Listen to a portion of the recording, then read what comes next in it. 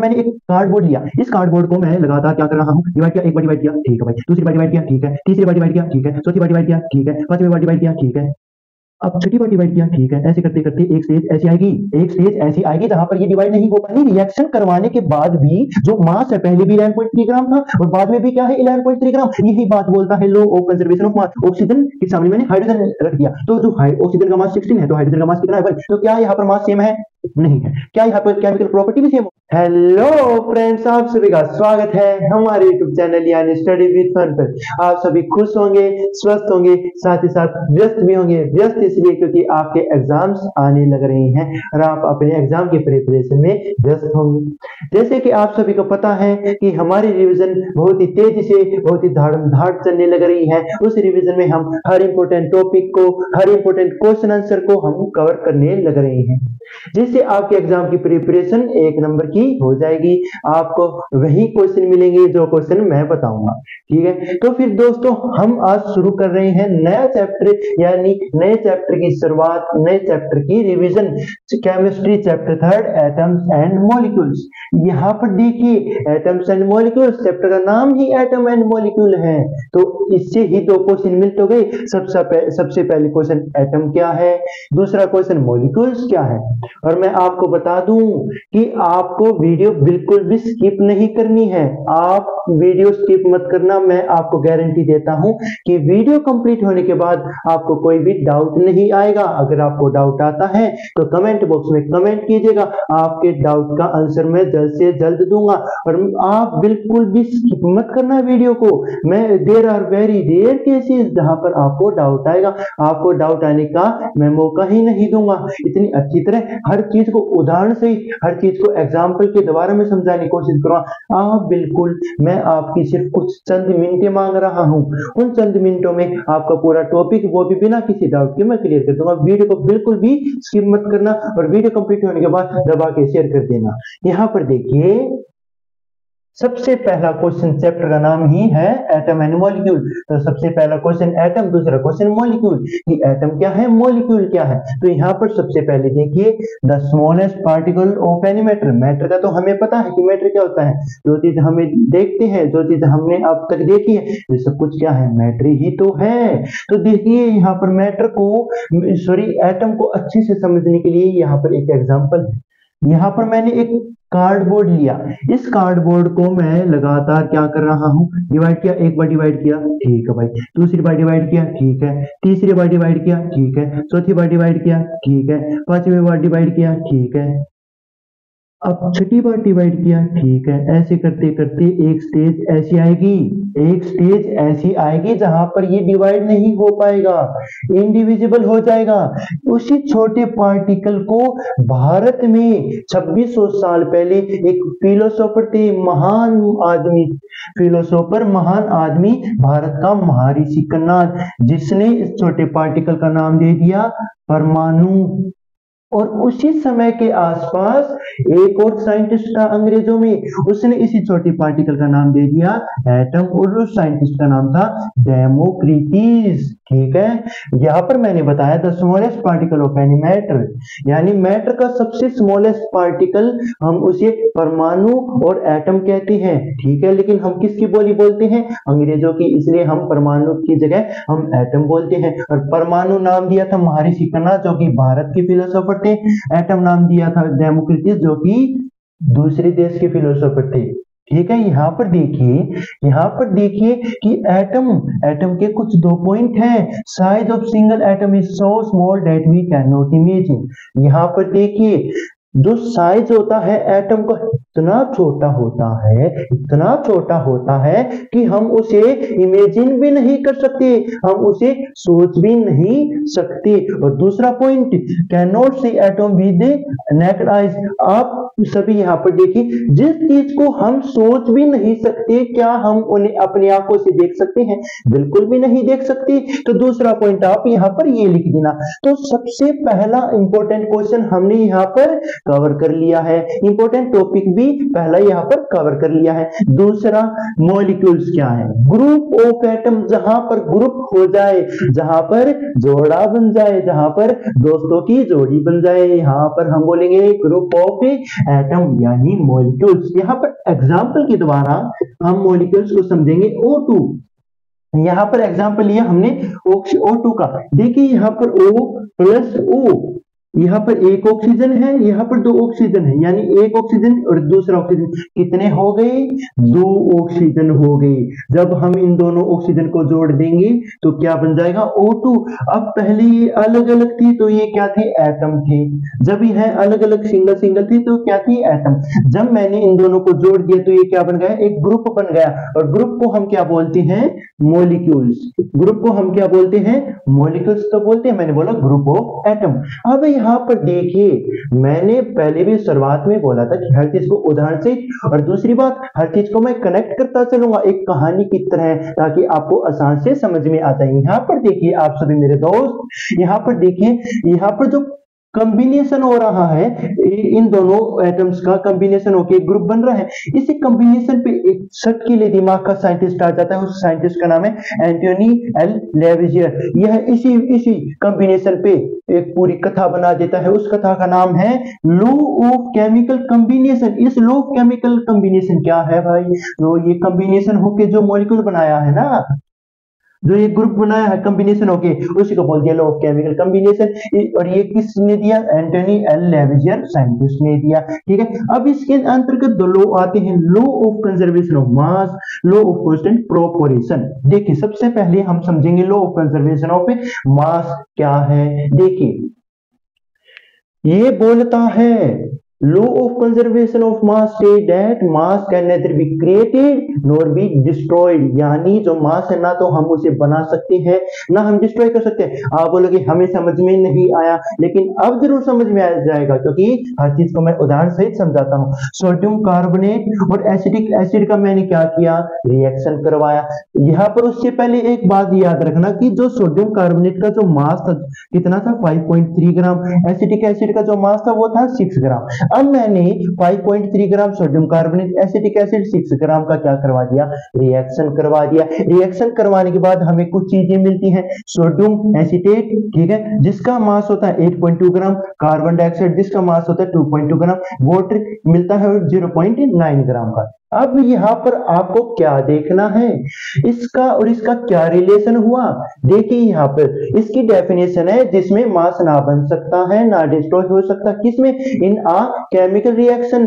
तो यहाँ पर देखिए भाई ये एक केमिकल रिएक्शन ही तो है, स्टेट डेफिनेशन में बोला था ना केमिकल रिएक्शन, तो ये एक केमिकल रिएक्शन है। अब यहाँ पर देखिए कि जो मास है ना तो वे बन सकता ना डिस्ट्रॉय हो सकता। जब मैं इन दोनों को मिलेगा हमें 11.3 ग्राम, तो दूसरी तरफ भी इसको इन दोनों को, इन तीनों को मैं ऐड करूंगा तो कितना मिला, 11.3 ग्राम।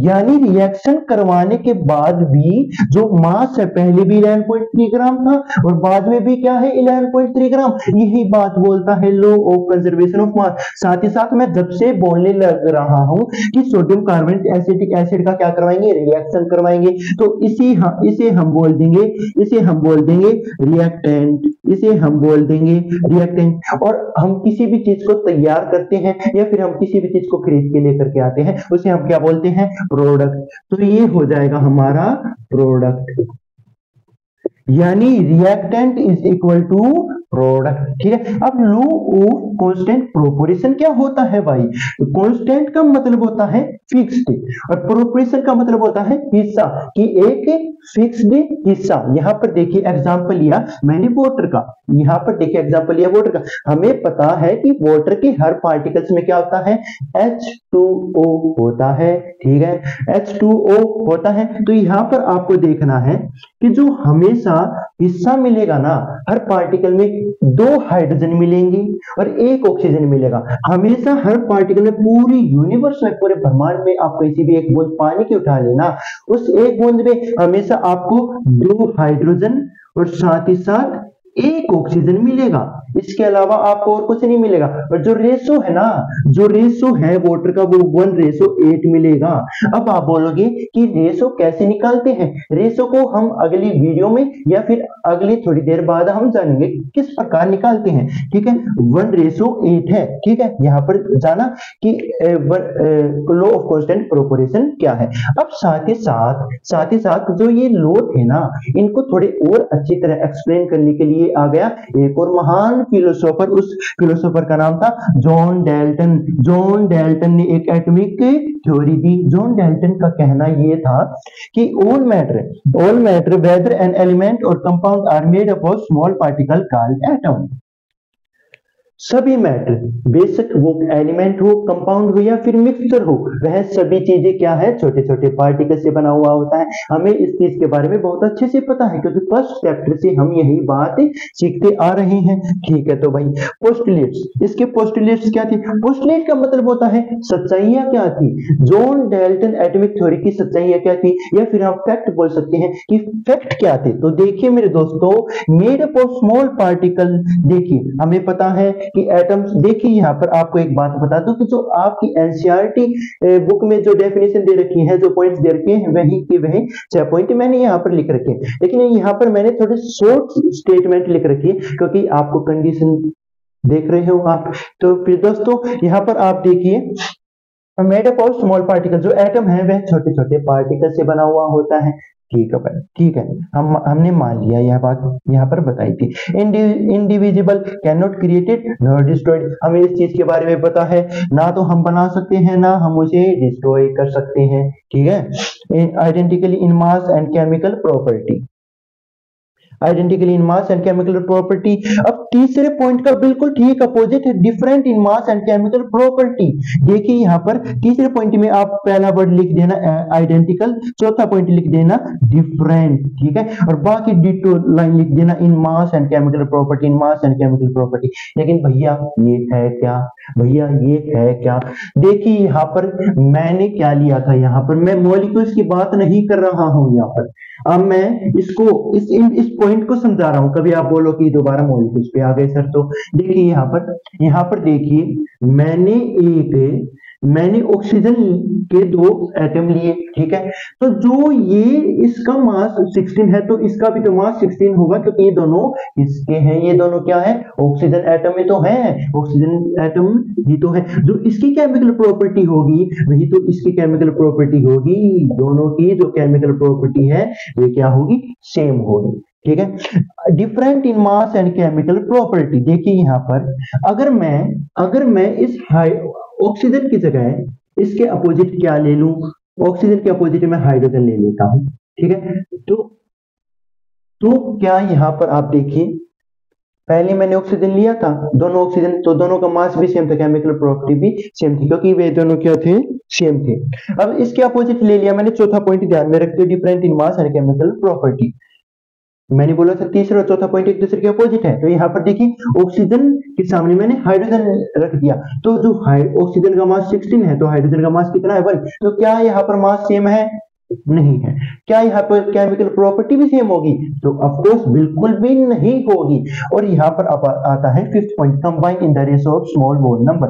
यहाँ पर देखिए H2O, यहाँ पर देखिए H2, यहाँ पर H यानी हाइड्रोजन को दर्शा रहा है। यहाँ पर हाइड्रोजन कितने हैं, 2 हैं, ऑक्सीजन कितने हैं, 1 है। ठीक है, तो जो इनका रेशो होगा ना वो होगा 2:1। तो ये किस में है, वोल नंबर में तो है, combine in the ratio small whole number. Small whole number, small whole number कौन से होते हैं, 1 2 3 4 5 6 7 8 9 10, उसे बोलते हैं हम वोल नंबर।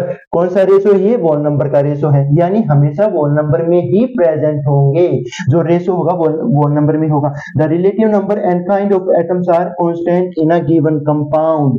जो रिलेटिव नंबर है और kind of atoms are constant in a given compound, वे क्या होंगे, एक कांस्टेंट यानी कांस्टेंट इन अ, वे कांस्टेंट यानी फिक्स्ड होंगे। देखिए यहाँ पर आपको समझा दूं मैं, यहाँ पर एक एग्जांपल लिया है कार्बन डाइऑक्साइड का, दूसरा एग्जांपल लिया है हाइड्रोजन। हाइड्रोजन और सॉरी इसका वाटर का। अब मैंने थोड़ी देर यहाँ पहले पिछले पॉइंट में बोला था कि यहाँ पर H2O का हमने लिया, हाइड्रोजन कितने हैं 2 हैं, ऑक्सीजन कितने हैं 1 है, यानी जो रिलेटिवली नंबर है कितना है फिक्स्ड है ना। कि किसी भी पार्टिकल को हम चेक कर ले, हमने यहाँ पर देखिए कार्बन डाइऑक्साइड से समझते वाटर का हमें बहुत देर हो गई एग्जांपल लेते हुए।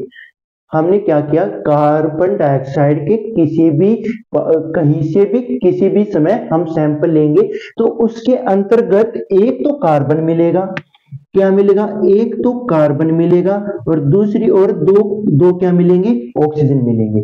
इसके अलावा आपको और चीज नहीं मिलेगी। जो रिलेटिव नंबर, ये नंबर हो गए। एंड काइंड ऑफ एटम्स यानी कि किस किस प्रकार के एटम है। तो यहाँ पर देखिए कार्बन डाइऑक्साइड के अंदर आपको हाइड्रोजन नहीं मिलेगा। हर पार्टिकल में, हर सैंपल, जितने भी सैंपल ले लेना, कहीं से भी लेना, सभी में कार्बन और ऑक्सीजन ही मिलेगा, आपको और दूसरी चीज नहीं मिलेगी। ठीक इसी प्रकार इसमें है, हाइड्रोजन 2 है, ऑक्सीजन 1 है, रिलेटिवली नंबर कितने हैं 2 है और एक है। और काइंड ऑफ एटम, 2 प्रकार के एटम है, एक हाइड्रोजन है तो दूसरा ऑक्सीजन है, ठीक है। और देखिए यहाँ पर आपको कार्बन नहीं मिलेगा क्योंकि मैंने बोला कि जो काइंड ऑफ एटम है वह फिक्स है, जो रिलेटिवली नंबर है वे भी फिक्स है। रिलेटिवली नंबर मतलब कितने हाइड्रोजन है, कितने ऑक्सीजन, कितने कार्बन है, कितने ऑक्सीजन है। समझ में आया आपको, टॉपिक समझ में आया। 1 मिनट रुकिए यहाँ पर आप।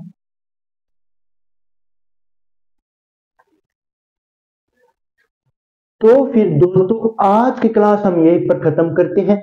अगले टॉपिक में, अगले पार्ट वीडियो में हम पूरी क्लास को यानी पूरे चैप्टर को हम क्या कर देंगे, कंप्लीट कर देंगे। अगर आपको अभी भी डाउट है तो जल्द से जल्द आप 9729372536 ये मेरा व्हाट्सएप नंबर है, या फिर आप डिस्क्रिप्शन में व्हाट्सएप ग्रुप का लिंक दे रखा है, वहां पे भी आप मैसेज कर सकते हैं। अगर आपको नहीं करना है तो आप कमेंट बॉक्स में भी आप मैसेज कर सकते हैं। क्या है कि जो आप अगर फोन नंबर पे मैसेज करोगे तो ज्यादा चांस रहेंगे कि आपके डाउट का जल्द से जल्द है मैं आंसर दे पाऊं। फिर दोस्तों आज क्लास ये पर खत्म होती है। Thank you. ज्यादा से ज्यादा शेयर करना और लाइक तो करना ही करना, ठीक है।